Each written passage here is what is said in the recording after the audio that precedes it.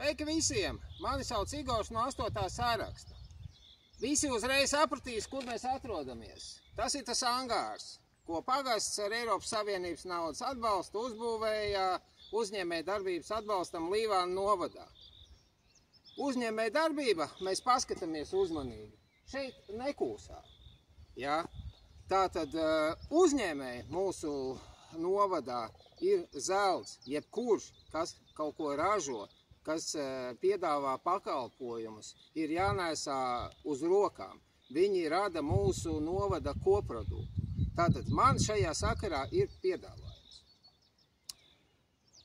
Līvānu novads izsludina konkursu novada uzņēmējiem par šī angāra apsaimniekošanu.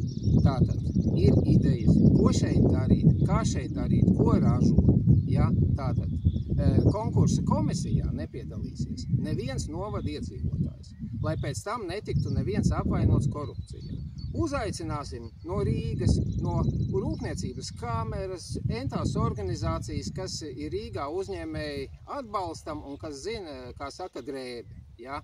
Tātad konkursa rezultātā būs uzvarētājs. Uzvarētājs šo ēku varēs iznomāt uz 5 gadiem pa 1 eiro mēnesī. Jūs teiksiet, tas nav iespējams?